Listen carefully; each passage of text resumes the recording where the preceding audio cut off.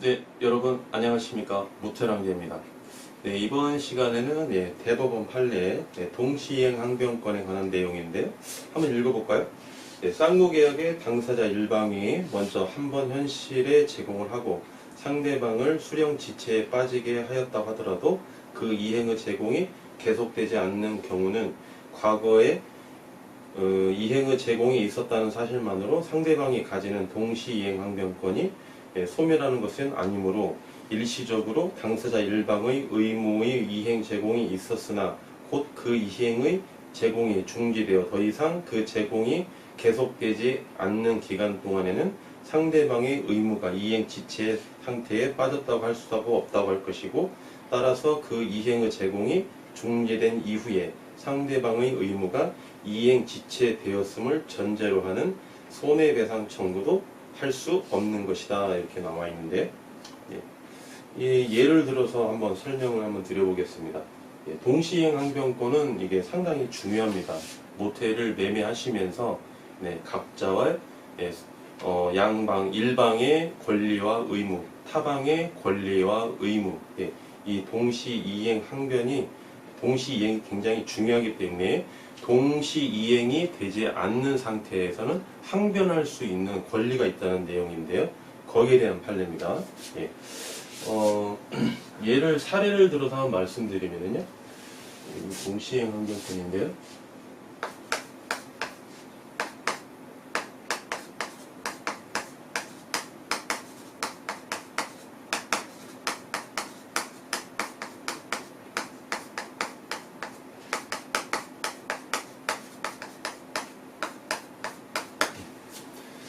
동시이행을 하지 않을 때 항변할 수 있는 권리입니다. 동시이행 항변권이고요.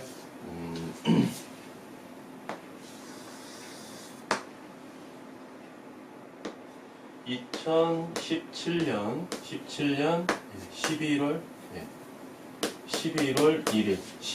1일 계약을 체결하셨어요. 계약을 체결하셨고, 2017년 11월 15일 날 중도금을 치르시고, 그 다음에 이제 2017년 12월 1일 날, 이날이 잔금날입니다.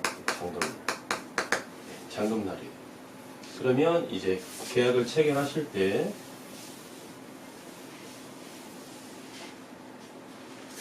계약을 체결하셨는데요. 이때 이제 잔금날 굉장히 중요하죠, 그죠? 매도인 갑과 매수인을 이렇게 있는데, 매도인의 권리도 있고요, 매도인의 의무도 있겠죠. 그러면 매수인도 권리가 있고 의무가 있습니다. 이때 잔금 때 매도인은 무슨 권리가 있고 무슨 의무가 있을까요? 매도인의 권리는 잔금을 받을 권리가 있고요. 등기 이전에 필요한 서류를 교부할 의무가 있겠죠. 매도인 입장에서는. 매수인 입장에서는 어떤 권리가 있을까요? 등기 이전에 필요한 서류를 받을 권리가 있고요. 그렇죠? 거기에 따르는 의무는 잔금을 매도인에게 줄 의무가 있겠죠. 그렇죠? 그 관계가 이제 동시이행이 돼야 된다는 겁니다. 이행이 돼야 돼요. 동시이행이. 이렇게 돼야 되는데, 수령지체라는 말이에요. 수령지체.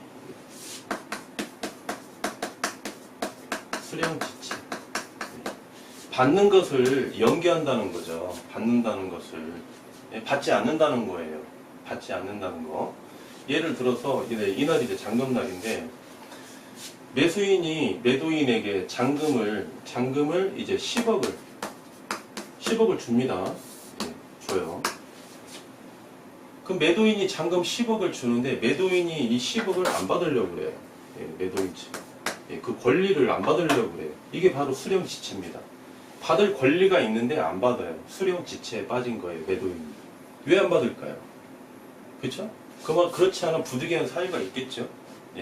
이런 경우 어떤 경우가 있냐면, 매도인이 11월 아무 생각 없이 11월 1일 날 이제 계약을 체결하고 중도금 주교하고 17년 2월 1일 날 이제 잔금을 치르고 이제 계약서를 다 작성을 했는데 매도인이 같은 해 2017년 3월 7일 날 주택을 하나 사셨어요. 주택을 매도했어요. 매도. 네. 그러면 이게 잔금이 치러지면 2017년 12월 1일 날 모텔을 또 매도하는 거죠. 예. 그러면 이 같은 해에 두 부동산을 매도하게 되면 양도세 있죠. 양도소득세를 납부하실 때 이제 과세 대상이 되는 건데 양도소득세를 납부하실 때 이게 합산과세가 됩니다. 합산과세. 예. 이쪽에 양도 차익도 있고요. 주택에 대한 양도 차익, 모텔에 대한 양도 차익이 발생하게 되면 이 차익이 플러스가 됩니다. 플러스. 그리고 양도소득세의 세율 구간이 총 6단계인데 2018년 기준으로 했을 때 2017년도에는 5단계고요. 2018년도 현행법상 6단계로 이제 법이 개정이 됐는데 이때 당시로 이야기하면 이제 5단계 초과 누진 세율이에요. 차익이 합산이 되면은 단계가 올라갈 수가 있겠죠. 세율의 단계가. 그러면 양도소득세를 그만큼 더 많이 납부를 해야 된다는 사실을 이때 아신 거예요. 언제? 2017년 11월 28일 날. 28일 날 그 사실을 안 거예요. 그러니까 매도인이 잔금을 10억을 안 받는 거예요. 수령지체에 빠진 거예요. 수령지체. 그쵸? 네. 수령지체에 빠졌어요. 그러면 이분은 양도세를 합산과세를 안 받으려면 합산과세에 이제 회피를 하려면 이 사람은 이제 매도인은 잔금을 2018년 1월 1일 이후로 잔금을 받으셔야 됩니다. 왜? 양도세는 잔금일을 기준으로 산정을 하거든요. 잔금일을 기준으로. 그럼 매도인이 2017년 12월 1일 날 잔금을 안 받고 2018년 봤어요. 2018년 1월 10일 날이 됐어요. 이때 매도인이 이제 매수인에게 전화합니다. 내가 이제 모텔을 당신한테 줄 테니 이날 잔금을 치르자. 그쵸? 이날 잔금을 치르기로 이제 약속을 했어요. 그러면 이때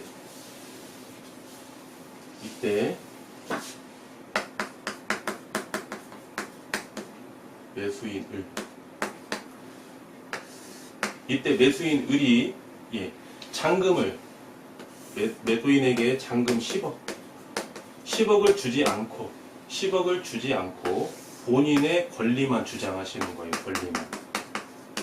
권리만 등기상에 필요한 서류를 교부만 원하는 거예요. 교부를 해주면 내가 10억을 주겠다. 그러는 거예요. 그때 이게 합당하냐는 문제죠. 그렇지 않다는 거예요.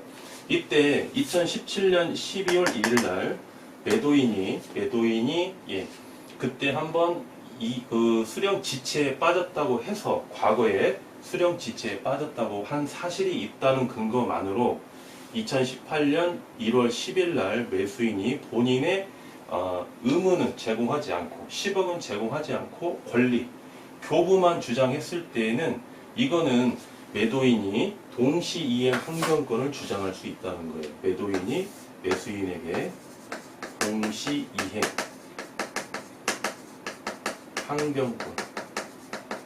항변권을 주장할 수 있다는 거예요. 그쵸? 동시이행하자.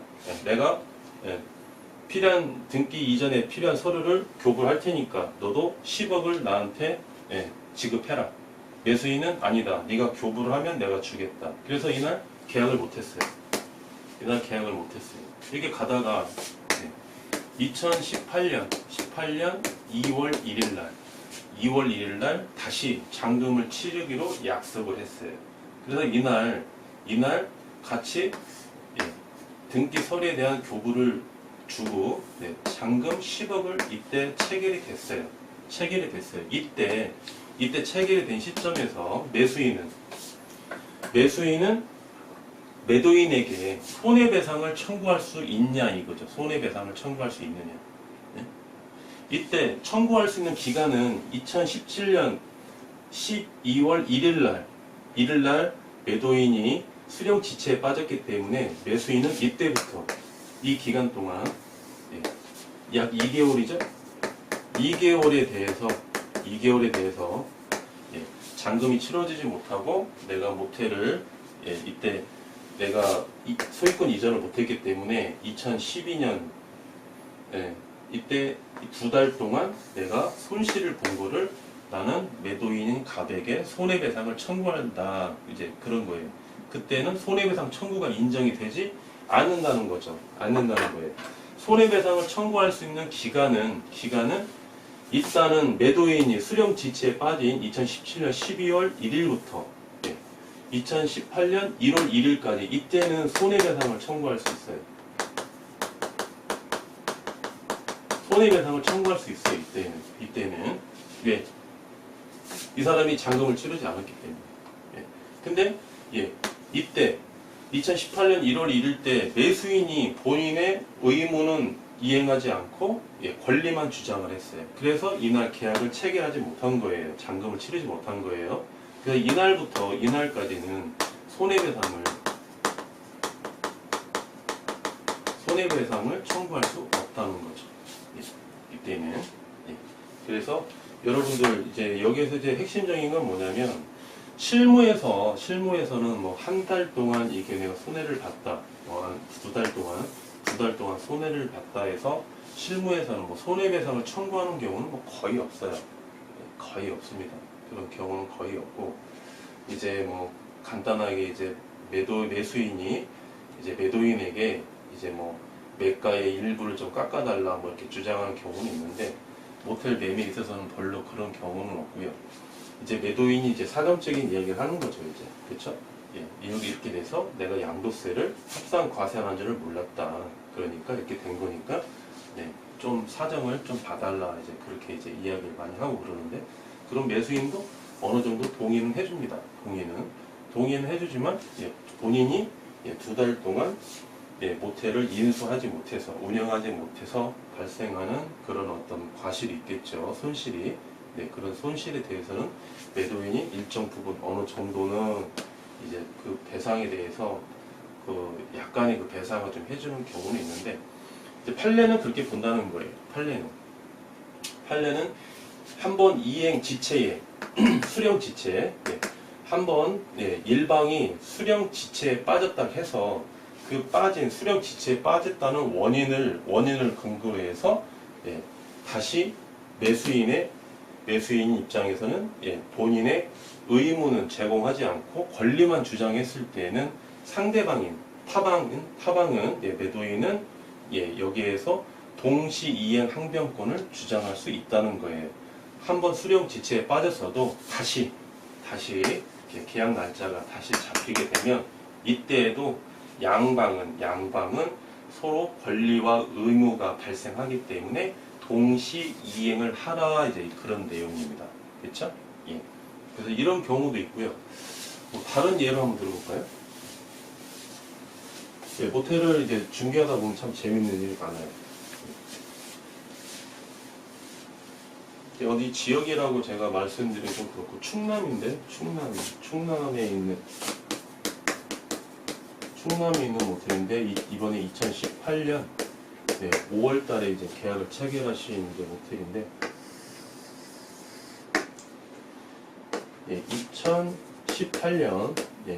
2018년 4월 15일날 이제 계약을 체결하셨어요.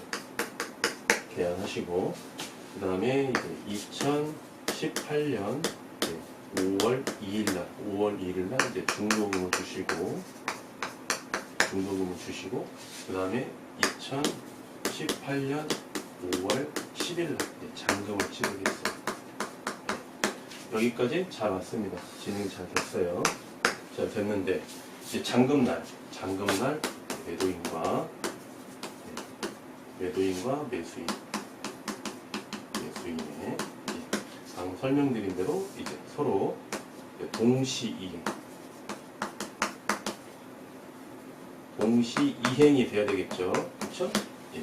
그러면 매도인은 서류를 교부해야 할 의무가 있고 매수인 입장에서는 잔금을 이행할 의무가 있는 거예요. 근데 여기에서 이 모텔 같은 경우는 이제 매수인이, 아까는 이제 매도인이었죠. 매수인이 이제 여기 수령 지치에 빠진 거예요. 수령 지치.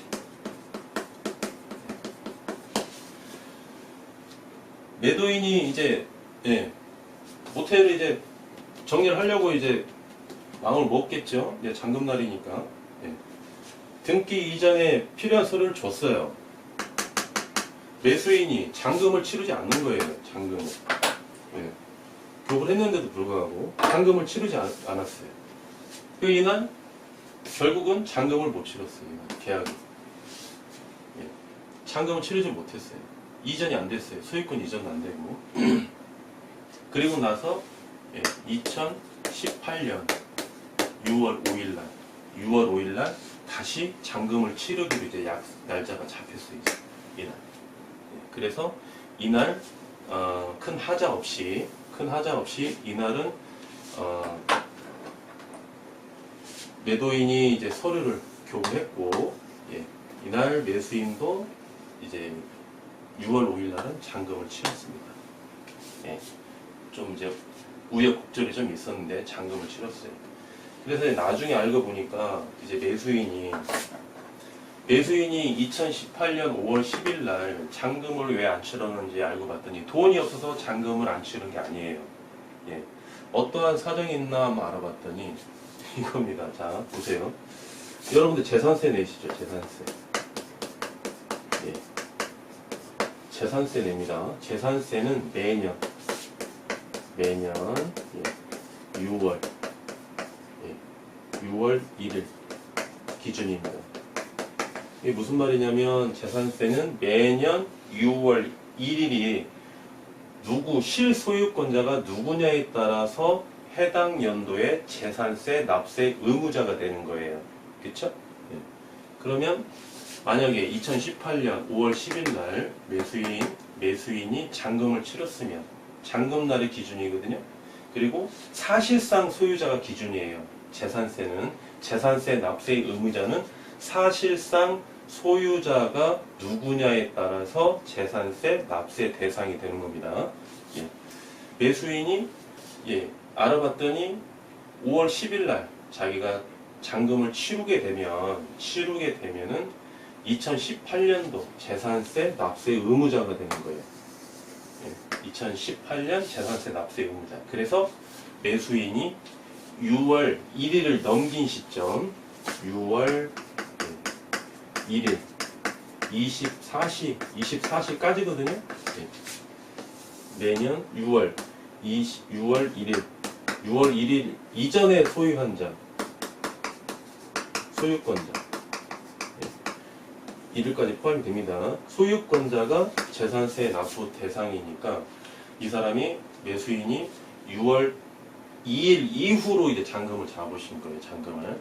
그래서 2018년 6월 5일 날 이제 잔금을 치르셨어요. 그래서 이분이 이제 그런 의도를 가지고 잔금을 치르셨는데 이분이 하나 놓친 게 있어요. 매수인이 뭘 놓치셨냐면 여기까지는 좋아요. 뭘 놓치셨냐면은 매년 공시지가가 발표가 되죠. 그렇죠, 여러분? 매년 공시지가가 발표가 되는데 이 효력이 5월 30일 날 발생이 됩니다. 이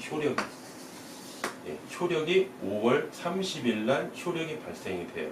그러면 매수인 입장에서는 이제 잔금을 치르고 소유권 이전을 하기 위해서는 취득세를 내셔야 되거든요. 취득세 납세 의무자죠. 취득을 했으니까. 그래서 모텔이 매매에 의해서 취득세가 납세 의무자가 되면 취득세 세율이 원칙적으로 4.6%입니다. 4.6%. 이거는 이제 신고납부예요. 신고납부. 해당 시군구에 가서 취득세를 납부를 하게 되면은 거기서 이제 모텔 매출 취득에 대한 금액을 해당 공무원이 그 금액을 산정을 해주는데 보통 이제 법무사가 많이 이걸 진행하죠. 법무사. 취득세, 납세 영수증이 있어야 법원 등기소에 가서 소유권 이전 등기를 할 수 있으니까.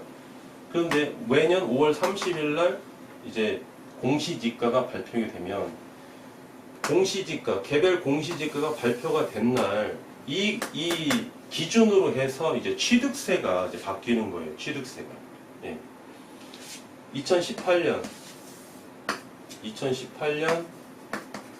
1월 1일부터 5월 29일까지는 2017년도 공시지가를 기준으로 산정을 하거든요. 근데 해당 연도 이제 발표가 됐어요. 효력이 2018년 5월 30일부터 발표가 됐으니까 이날 이후로 취득하는 거는 이날 공시된 2018년도에 공시된 표준지 공시지가가 모든 세금의 이제 기준이 되는 거죠. 그렇죠? 그러면 이분이 매수인이 2018년 5월 10일 날 잔금을 치르셨으면 2017년도에 발표가 됐던 표준 그 공시지가가 해당이 적용이 돼서 이제 취득세를 산정하는 기준이 되는데 잔금을 2018년 6월 5일 날 잔금을 치르셨기 때문에 이분은 2018년 공시지가 기준으로 취득세를 납부해야 된다는 겁니다. 그래서 이날 잔금을 치르셨으면 예를 들어서 취득세가 1억이 나왔다면 공시지가가 상승해서요 2018년 6월 5일 날 이날 취득세의 납세가 세액이 얼마가 됐냐면 한 1억 1천만 원이 나왔어요. 1억 1천만 원, 1천만 원 정도가 더 나왔습니다. 물론 이분이 이제 나중에 향후에 이제 모텔을 이제 매도하시는 시점에서는 양도세가 이제 발생이 되겠죠. 차익이 있다면 그러면은 이제 취득세 1억 1천만 원은 이제 필요 경비로 이제 공제 대상은 맞긴 맞는데 이분은 매수인은 재산세만 생각을 했지 취득세가 이렇게 상승할 거는 생각을 못한 거죠. 그렇죠? 그래서 시군구에서 재산세 이제를 납부를 하는데 재산세를 매년 6월 1일로 그냥 뭐 1년에 딱 반절이니까 6월 1일 날 이렇게 책정한 게 아닙니다. 공시지가가 5월 30일이니까 5월 30일 날 효력을 발생하기 때문에 이거를 근거로 해서 재산세 납부 대상자를 매년 6월 1일이라는 그런 기준을 잡아서 이렇게 그 납세 대상자에게 발표를 하고 부과를 하는 거예요. 그래서 뭐 이런 경우도 있었는데 뭐 이때도 2018년 5월 10일 날 이번에는 매수인이 수령 지체에 빠져서 나중에 2018년 6월 5일 날 이제 서로 권리와 의무를 서로 반대급부를 이제 지급을 할 때에는 이때도 역시 한번 수령 지체에 빠졌다 해서 매도인이 등기 이전에 필요한 서류를 제공하지 않고 잔금만 요구하면 안 된다는 거죠. 이날 다시 잔금날 똑같이 다시 본인이 잔금을 받기 위해서는 동시 이행에 대한 의무로서 매도인도 소유권 이전에 필요한 서류를 교부를 해야 된다는 겁니다. 이 판례 내용이 이러한 내용이고요. 모텔을 이제 매매하면서 이런 사례 두 가지를 가지고 조금 세무적인 관계도 좀 알아보았습니다. 또 다음 대법원 판례를 가지고 또 찾아뵙겠습니다. 여기까지 말씀드리겠습니다. 모텔왕제였습니다. 감사합니다.